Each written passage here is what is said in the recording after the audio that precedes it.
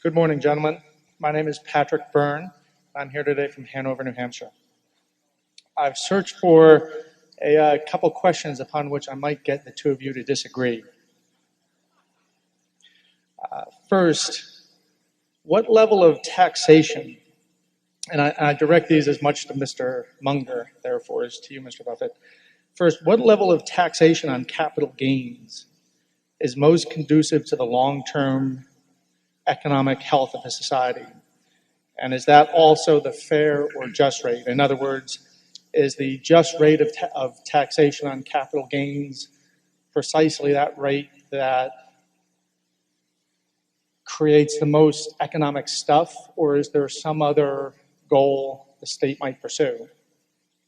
And as a not so subtly related question, I work in a New Hampshire factory that makes industrial torches. As CEO, I might add, Patrick.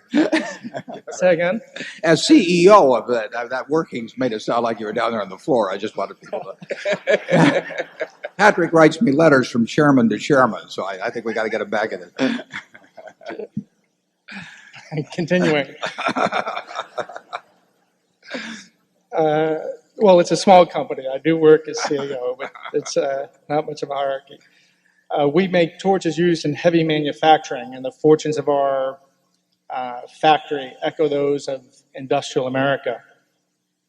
Do you agree with the conventional wisdom that maintains that the age of classical industrial America has passed, and that America cannot be competitive in the long term with low-wage countries? So the first question is on taxation of capital gains, and then the second is on the future for industrial America. I have a sensational answer on the tip of my tongue, but I think I'll let Charlie go first. Refine it a bit. Well, I think there's an easy answer to your capital gain issue. And one is what makes an economy work best in some abstract mathematical sense. And the other is the consideration that you allude to, which gets into issues of fairness. And it's as Aristotle felt that systems worked better when they were generally perceived as fair. The civilization worked better if people saw the differences in rewards as having been fairly, reasonably fair anyway. And I think that if you had a civilization where if you worked 90 hours a week driving a taxi cab with no money, no medical insurance and so forth, and somebody else does nothing but own Berkshire Hathaway shares and sit on the country club porch and peel off a few every year to pay the bills, that would be regarded as so unfair that even if it had some theoretical economic efficiency, it would be counterproductive for our particular civilization to have that kind of a tax code. So I'm all for having some taxation of capital gains. Once you reach that conclusion, you get into the question of what is the fair rate? I think the fair rate might well be a little lower than it is now, but not much lower. Sounds to me like he's a seller of Berkshire.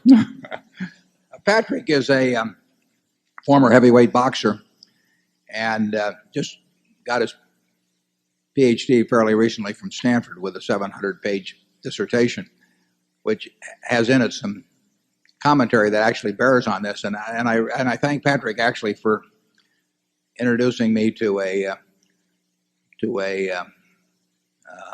kind of a system of mental construct that to attack questions like this. Patrick gave me the example one time, and I think this may go back to John Rawls at Harvard. But he said, just imagine that you were going to be born 24 hours from now, and you had been granted this extraordinary power. You were given the right to determine the rules, the economic rules of the society that you were going to enter. And those rules were going to prevail for your lifetime and your children's lifetime and your grandchildren's lifetime. Now you've got this ability in this 24-hour period to make this decision as to the structure. But there's, as in most of these genie-type questions, there's one hooker. You don't know whether you're going to be born black or white. You don't know whether you're going to be born male or female. You don't know whether you're going to be born bright or retarded. You don't know whether you're going to be born infirm or able-bodied. You don't know whether you're going to be born in the United States or Afghanistan.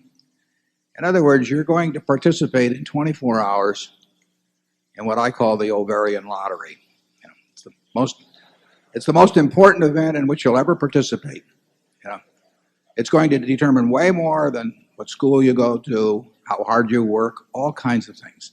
You're going to get one ball drawn out of a barrel that probably contains 5.7 billion balls now, and that's you. Now, what kind of a society are you going to construct with that in prospect? Well, I suspect you would focus on two issues that Patrick mentioned in his question. You would try to figure out a system that is going to produce an abundant amount of goods, and where that abundance is going to increase at a rapid rate during your lifetime and your children and your grandchildren, so they can live better than you do in aggregate, and the grandchildren can live better. So you'd want some system that turned out what people wanted and needed, and you'd want something that turned them out in increasing quantities for as far as the eye could see. But you would also want a system that while it did that, treated the people that did not win the ovarian lottery in a way that you would want to be treated if you were in their position, because a lot of people don't win the lottery. I mean, Charlie, when we were born, the odds were over 30 to 1 against being born in the United States. You know, just winning that portion of the lottery, enormous plus. We wouldn't be worth a damn in Afghanistan. You know, we'd be giving talks, nobody would be listening. Terrible. That's the worst of all worlds. So we want it that way. We want it partially in the era in which we were born by being born male. You know, when I was growing up, you know, women they could be teachers or secretaries or nurses, and that was about it. And 50% of the talent in the country was excluded from, in very large part, from virtually all occupations. We won it by being white. You know, no tribute to us. It just happened that way. And we won it in another way by being wired in a certain way, which we had nothing to do with, that happens to enable us to be good at valuing businesses. And you know, is that the greatest talent in the world? No, it just happens to be something that pays off like crazy in this system. Now, when you get through with that, you still want to have a system where the people that are born like Bill Gates or Andy Grove or something get to turn those talents to work in a way that really maximizes those talents. I mean, it would be a crime to have Bill or Andy or people like that or Tom Murphy working in some pedestrian occupation just because you had this great egalitarian instinct. But the trick, it seems to me, is to have some balance that causes the people who have the talents that can produce goods that people want in a market society to turn them out in great quantity and to keep wanting to do it all their lives. And at the same time, takes the people that lost the lottery and makes sure that just because they, you know, on that one moment in time, they got the wrong ticket, don't live a life that's dramatically worse than the people that were luckier. And when I get all through with that long speech, I probably come out with the idea that the capital gains tax as it exists today is probably about right. So that's I see very few people, and I've been around a lot of people with money and talent over time. They don't always go together, but I've been around both classes, and I see very few of them that are turned off from using their talents by a 28% capital gains tax. It just doesn't happen. I mean, they do what they like to do. And part of the reason they're good at what they do is they like to do it. And I've just never seen it happen. And I've seen a lot of people that pay taxes that are higher than 28% that are contributing more to society by some judgment other than a pure market system. The other question about the low cost industrial, how does the industrial society evolve? The world evolves in a way in a market society, so people do what they're best at. And this country's done very well in recent years. Something like software, that where a Microsoft has been leading, or an Intel or something. I mean, we have done very well. 10 years ago, the American public was sort of down on itself, or 15 years ago, in terms of what the economy could do. But here we are with our unemployment rate in Nebraska. It's under 3%. You look at the countries of Europe that were supposedly going to beat us into the ground, or you look at Japan, and I think the American economy encourages adaptation.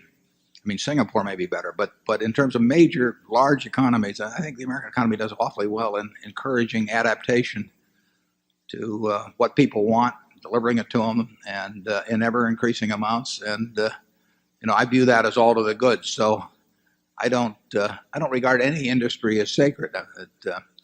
I regard innovation and freeing up the able people to able in terms of production of goods in a market economy to spend 12 hours a day all the time. I don't see Andy or Bill letting up at all in terms of where Intel and Microsoft are now. I don't see Roberto Goizueta at Coca-Cola, or Michael Eisner at Disney, or any of those people.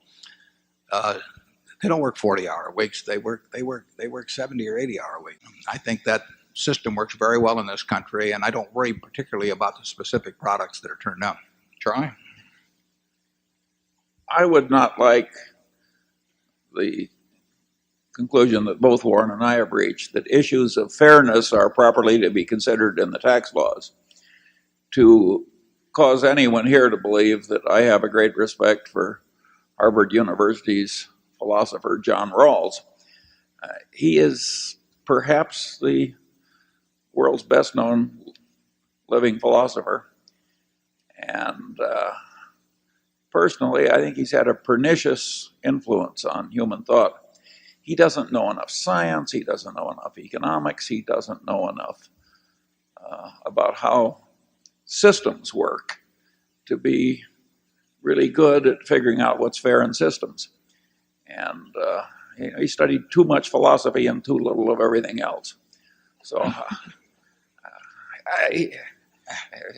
if anybody thinks we love John Rawls, well, you can count me out. Yeah.